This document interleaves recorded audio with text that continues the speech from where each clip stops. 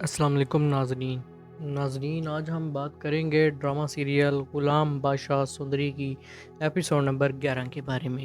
چلے شروع کرتے ہیں۔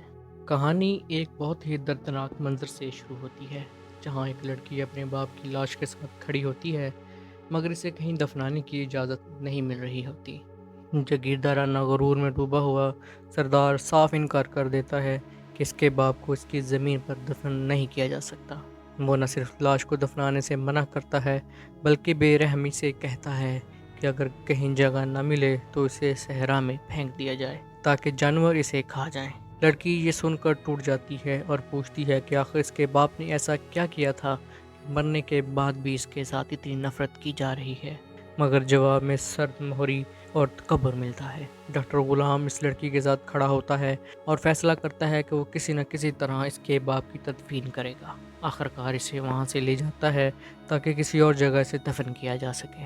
لڑکی مکمل طور پر اکیلی ہو چکی ہوتی ہے۔ اس کے پاس نہ کوئی گھر ہوتا ہے، نہ کوئی سہارا، اور وہ بار بار یہی کہتی ہے کہ وہ اب کہاں جائے۔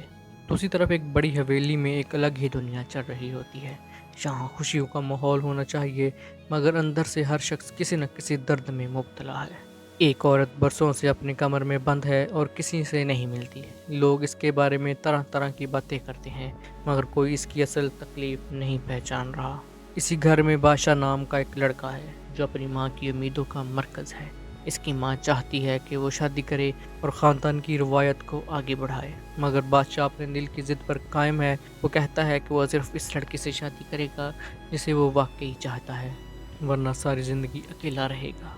ادھر ڈاکٹر غلام اس لڑکی جس کا نام سندری ہے کے ساتھ سفر کر رہا ہوتا ہے۔ وہ اسے تسلی دیتا ہے اور اس کے باپ کی تدفین کا انتظام کرتا ہے۔ سندری اپنے باپ کو کھونے کے غم میں ٹوٹ چکی ہوتی ہے۔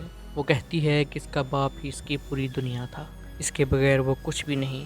ڈاکٹر اسے سمجھانے کی کوشش کرتا ہے کہ زندگی رکتی نہیں، آگے بڑھنا پڑتا ہے، مگر سندری کے لیے سب منانا بہت مشکل ہوتا ہے۔ حویلی میں بادشاہ کو پتہ چلتا ہے کہ ڈاکٹر غلام ایک لڑکی کے ساتھ ہے جس کے باپ کا انتقال ہو گیا ہے۔ اس کے دل میں تجسس پیدا ہوتا ہے اور وہ اس لڑکی کے بارے میں جاننا چاہتا ہے۔ دوسری طرف اس کی ماں اسے مسلسل شادی کے لیے مجبور کر رہی ہوتی ہے، مگر بادشاہ اپنی محبت پر قائم رہتا ہے اور صاف انکار کر دیتا ہے۔ اسی دوران حویلی میں ماضی کے راز کھلنے شروع ہوتے ہیں۔ ایک عورت بادشاہ کو ایک ایسی کہانی سناتی ہے جو اس کے خاندان کی بنیاد ہلا دیتی ہے۔ وہ بتاتی ہے کہ کس طرح اس خاندان میں ایک بچہ پیدا کرنے کے لیے ایک غریب لڑکی کو خرید کر لایا گیا تھا۔ وہ لڑکی صرف 16 سال کی تھی، معصوم اور بے بس، جس کی اس ماں سے زبردستی جدا کر دیا گیا تھا۔ اس کا مقصد صرف یہ تھا کہ وہ ایک وارث کو جنم دے اور پھر اسے اس گھر سے نکال دیا جائے۔ یہ سچ سن کر بادشاہ حیران رہ جاتا ہے۔ اسے احساس ہوتا ہے کہ اس کے خاندان کی بنیاد ہی ظلم اور ناانصافی پر رکھی گئی ہے۔ وہ سوچنے پر مجبور ہوتا ہے کہ وہ جس خاندان کا حصہ ہے اس کی حقیقت کتنی خوفناک ہے۔ ادھر سندری اپنے باپ کی قبر کے پاس بیٹھی روتی ہے اور کہتی ہے کہ اب اس کا اس دنیا میں کوئی نہیں رہا۔ وہ جینے کی خواہش بھی کھو دیتی ہے، مگر ڈاکٹر غلام اسے ہمت دیتا ہے اور کہتا ہے کہ اسے اپنے باپ کے لیے مضبوط بننا ہوگا۔ کہانی ایک ایسے موڑ پر آ جاتی ہے جہاں ایک طرف ماضی کے سیاہ راز سامنے آ رہے ہیں اور دوسری طرف حال میں نئے رشتے اور جذبات جنم لے رہے ہیں۔ بادشاہ ایک انجانی لڑکی کے بارے میں سوچ رہا ہے، جبکہ سندری اپنی ٹوٹی ہوئی دنیا کو سنبھالنے کی کوشش کر رہی ہے۔ ایپیسوڈ یہاں ختم ہوتا ہے ایک بڑے سوال کے ساتھ کہ کیا سندری کو اس دنیا میں کوئی سہارا ملے گا؟ کیا بادشاہ کو وہ لڑکی ملے گی جس کی وہ تلاش میں ہے؟ اور کیا اس خاندان کے چھپے ہوئے راز مزید تباہی لائیں گے یا سچ سب کچھ بدل دے گا؟